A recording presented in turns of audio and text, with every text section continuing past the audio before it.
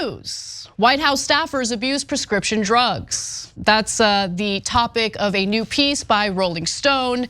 And while this isn't surprising by any means, Rolling Stone delved into the topic following a Defense Department's Inspector General report from back in January that found that the Trump administration distributed controlled substances with scant oversight and even sloppier record keeping.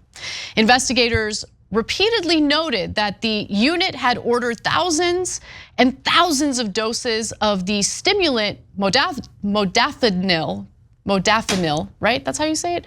It's kind of like Adderall, but a little different. It is a stimulant, which has been used by military pilots for decades to stay alert during long sessions. The report did not say why so many of those pills had been doled out, but for many who served in the Trump White House, the investigation highlighted an alleged open secret. Now, according to interviews with 4 former senior administration officials and others with knowledge of the matter, the stimulant was routinely given to staffers who needed an energy boost after a late night or just a pick-me-up to handle another day at a uniquely stressful job. As one of the former officials tells Rolling Stone, the White House at that time was awash in speed. Knowledgeable sources say that samples of the stimulant were passed around for those contributing lines to major Trump speeches, working late hours on foreign policy initiatives, responding to special counsel Robert Mueller's probe, coping with the deluge of media inquiries about the investigation, and so much more. So I am inclined to believe the reporting here and the investigation that was done by the Inspector General's office.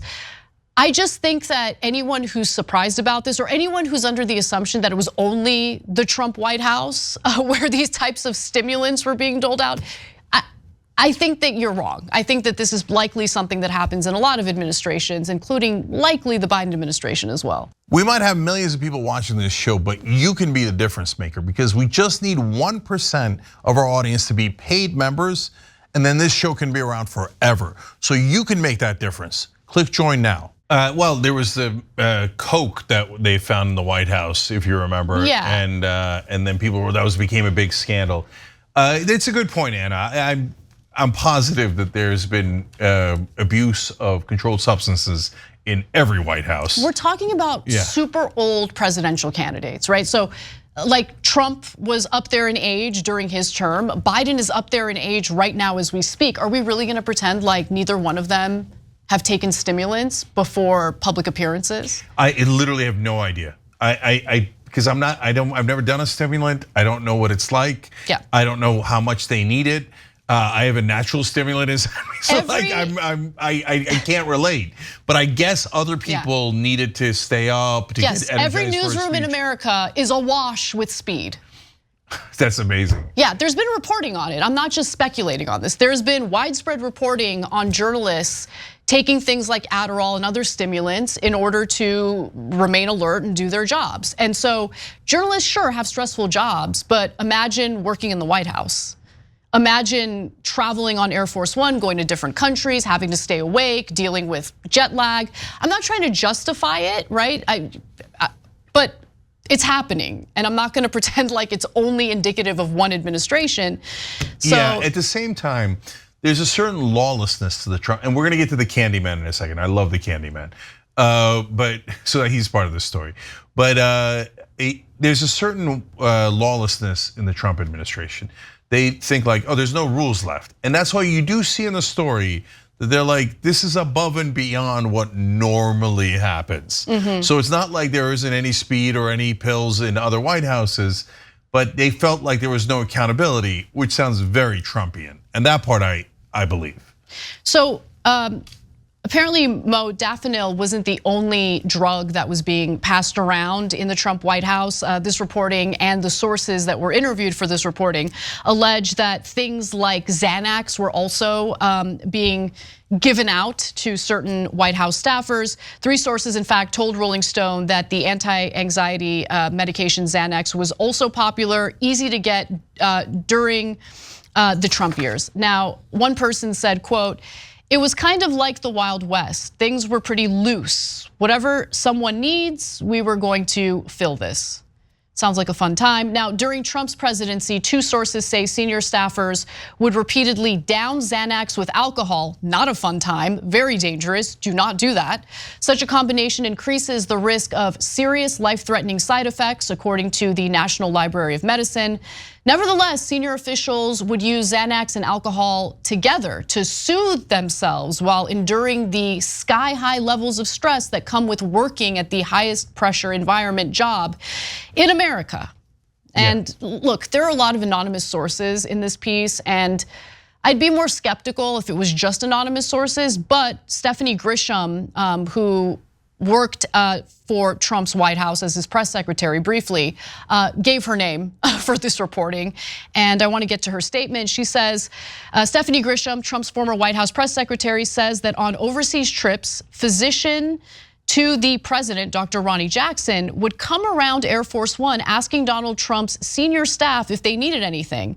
This included the brand name for modafinil, and the sleep aid Ambien, and he would hand them out, typically in the form of packets with 2 or 3 pills in them.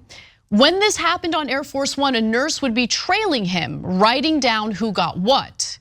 And in fact, after a 2018 report about Ronnie Jackson from the Veterans Affairs Committee, lead Senator John Tester, he said during an interview on CNN, quote, "In the White House, they call him," meaning Ronnie Jackson, "the Candyman." So look, it seems like it's way more than an average White House. As the first quote told you, thousands and thousands of doses that the Pentagon is not used to this volume of drugs that were at the Trump White House. Now, I will say Trump is legendarily sober in that he does not drink alcohol, and as far as we know, he doesn't do any of the coke or any of those kind of drugs because his brother died from addiction, and so he's always forsworn that. There's always rumors that he's on Adderall. I have no idea if that's true, none, right? But we know he doesn't do the heavier stuff. This seems like it's more for his staff than it is for him, as far as I can tell. The Candyman later became a US congressman, by the way. He's also the doctor who said that Trump was the best physical shape he'd ever seen of anyone. The Candyman. The best shape. The best shape, etc. He was a hot, sweaty mess during that press conference. It was one of the funnier moments, right? So, last thing, these are the same guys, by the way, also true in the Biden administration and Obama administration. Biden took a small step the other day, but these are all the guys who say marijuana is so dangerous, it should be a Schedule I drug. And wow, watch out for marijuana, right? Yeah. We're not gonna make that legal. Meanwhile, Xanax and alcohol are actually seriously dangerous. And they're like, pop, pop, pop, pop, where's the Candyman? So it's, okay. Do you find it at all strange that this piece was just published? Like the Inspector General report that was referenced was from back in January. And now all of a sudden there's this Rolling Stone piece about like, oh, stimulant use ran rampant in the Trump White House. Well, that's a good point, Anna. Do you think there's a possibility that this is an attempt to provide cover for Biden by pointing to Trump and like, because what do you get out of this, right? It doesn't say that Trump took stimulants, but one who reads this might feel that it's implied, right? And maybe the argument is, well, Trump seems a lot more lively and more alert than Biden. There is a possibility that he's taking prescription drugs to appear so, maybe. No, you flipped me. No, you flipped me. Because when Snowden leaks something from the Pentagon, he's got to go hide in Russia for the rest of his life. That's leaked from the Pentagon. And it seems like nobody's worried about it. It seems like the White House is pretty happy that the Pentagon happened to leak something terrible about the previous administration. So take that with a giant dose of not Xanax. No. Okay. Mixed with alcohol. Oh, no, don't do that. Don't do that. Right, but a giant dose of, grain of salt. Grain of salt. Yeah. And so these are the kind of leaks the government does all the time against their political opponents. So here we are. We don't like Trump. We're being honest with you guys that be careful of this kind of report. I mean, by the way, guys, historically, it's well known that former presidents use certain drugs during their time in the White House. For instance, John F. Kennedy reportedly took a cocktail of uppers and downers to fight back pain. Richard Nixon allegedly took an anti-epileptic drug when his mood wasn't too good. No, guys, so that's what the last thing I was gonna get to, is that I mean, as bad as the Trump House might have been compared to Biden and Obama, like not that they were angels, but that Trump's was worse or something, nothing compares to what Nixon himself and LBJ himself and Kennedy himself were all doing, right? LBJ and Nixon were perpetually drunk, and they were the president. They had the nuclear codes. Even during the, right as Nixon was about to resign, when the Republicans went to go talk to him, he was so drunk he wasn't making any sense. I mean, I would probably want to be drunk too.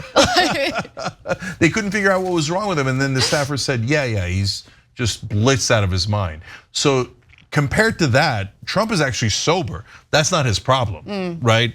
His problem is many, many other things. Yes.